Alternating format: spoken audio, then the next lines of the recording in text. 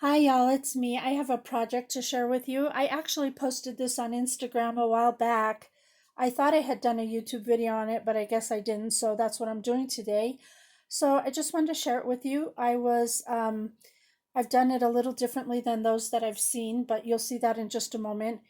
Anyhow, this was inspired by Toni, who is Craft Purge here on YouTube. She did a tutorial on it. Hey, Toni. And she was inspired by someone on Instagram, pink, pink and yellow sequins. And so that's how this whole thing transpired. And it's the bookshelf with the book boxes in it. So let me share mine with you. So here's the one I created. I just fell in love with this little project. It was quite easy to put it together. I decided to use acetate for mine. This acetate I got at Tuesday morning. It was 12 by 24 inches, a pack of it. It was really great purchase. So I wanted to use it for stuff, and this just was perfect for it. As you can see, what's really nice about it is you can see all the book boxes in the interior. Super cute project. So anyhow, I also decided to add this gold washi tape along the edges just for to give it some definition. And I also added this star trim right here and here, which is Maggie Holmes. I also put it on the back so that it didn't matter which direction you saw this, it would look nice from any direction. So that's where that all came from.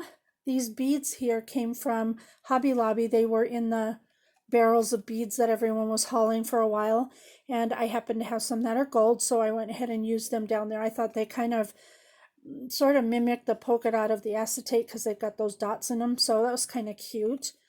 I used an acetate piece here from I don't know where, it just says you and me on it. I used a rosette heart, some fibers, a die cut, and this deer die cut is so adorable. It came out of this collection right here, which is Maggie Holmes. This was made for the Revolution, and that's the deer right there. Is adorable. And I wanted to dress it up some, so I put a little bow on it right there, and it's just adorable. I also did the hooves black down there at the bottom. I know it's tiny detail, but I love that kind of stuff. So anyhow, that is the book box in its entirety. And for the books, I didn't decorate the covers of each of them because I'm not sure what I'm doing with this yet, but I did do the spines. And this is a chipboard piece and a tassel from Michael's, I believe, a long time ago. And the other thing I did differently on my box was I didn't want the magnet to show on the back side, since you only use a double-sided paper for this. If I had used a magnet here, you would have seen it on the inside cover, and I didn't want that, and I didn't want to cover it with a circle or anything. So I decided to place the magnet between this layer of the back cover and this box layer right here. So the magnet is actually in this piece and back there like that. See that? You could hear it. And so of course there's nothing inside of these because I don't know what I'm doing with mine yet. But as you can see, it has a really clean finish without that magnet piece there. So that's the first box that I did. The next one I used, I'm not going to open all of them, I'll just show them. But I used this, I got these bottle cap, if you will, on AliExpress. I have a punch, and I punched out that little gold swan and put that in there, and then a bow from my stash to make that end there, and that's the whole book in its entirety. I'll leave that out for a minute. This one is so cute. It's again a chipboard piece, and I got a bunch of these deer on AliExpress, so I added a bail to it at the back here. You can see there, right there, see that? And I just made him a little charm dangle.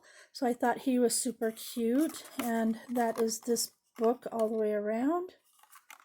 And then finally, the last book is this one. And again, I used that piece from AliExpress. I had punched out a gold star, and then I had this trim, and I just added a couple of pieces there to dangle. So that is the entire book box. shelf, whatever name they've given it. I'm really not sure. That's what I call it. So anyway, try one. They're really fun and they make good gifts. And if you're going to do the acetate, remember to crease firmly to make sure the edges stay nice and crisp and folded. And until next time, do what makes you happy. Bye for now.